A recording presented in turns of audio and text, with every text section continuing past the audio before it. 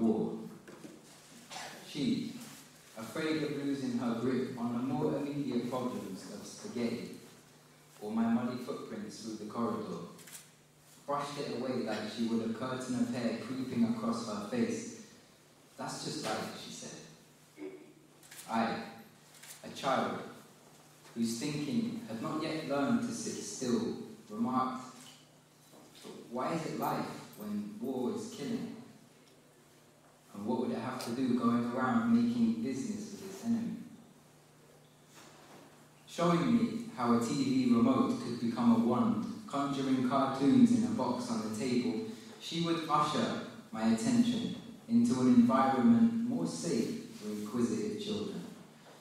And when I walk around now, I leave the sky alone, and I've lost that innocent thread that kept tugging at those questions my parents weren't supposed to let get in the way of an education. Thank you.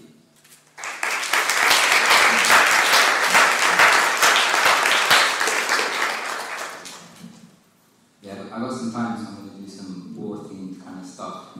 This poem, I like, I've only sort of recently started writing, and so I think if you perform poems that other people have done, it's like, you know, if you're fighting with a stick, suddenly you get to take down like a spear and like wheel that stuff around and see how it feels. So this poem is by one of the war poets called Wilfred Owen.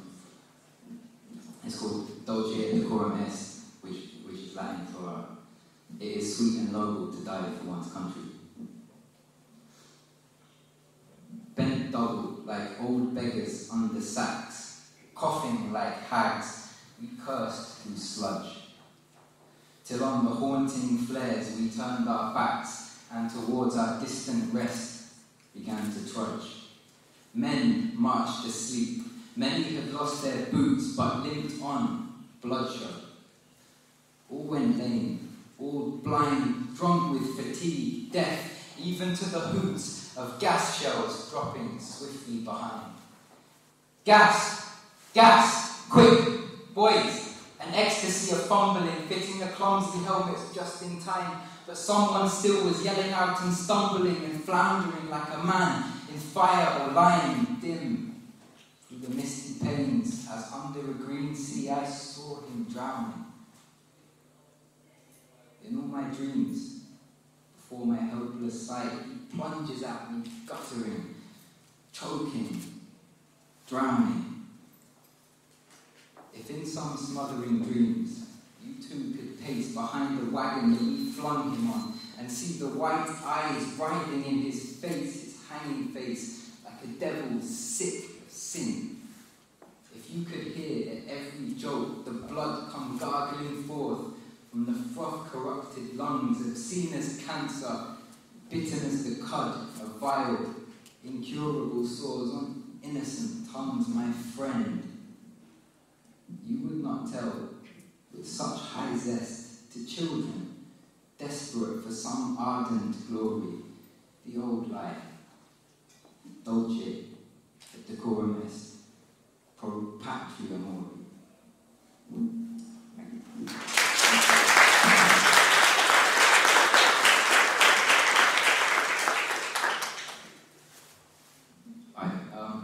I've sort of been writing a couple of poems lately about, I don't know, I think I'll let this poem speak for itself because it's a little story, and it's called So That They May Sleep Easy. There is a party on the corner. Children fall out of, well, it's not me. There is a party on, oh, it sounds like I'm underwater or something. Right. There was a, oh, that's nice. There was a party on the corner. Children fall out of the garden following explosions of giggles.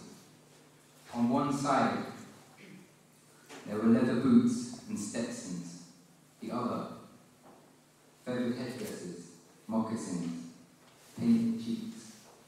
And their children innocently laugh into battle, hollering war whoops and howdy partner. Going home, one group will would take off their skins like they were muddy trousers coming in from the cold. This latest colonial fiction of legitimate play will not stick in their stomachs like an indigestible fist for 400 years beneath the weapons and the hierarchies of English science. And conveniently, alongside some Disney mythology, will be the only history lessons that this culture will give them. Thank you.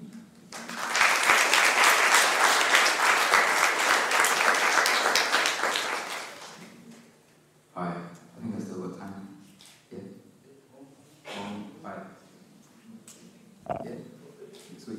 Right, this last poem, it's sort of about, this month is Black History Month, right? And I wanted to write something sort of relevant.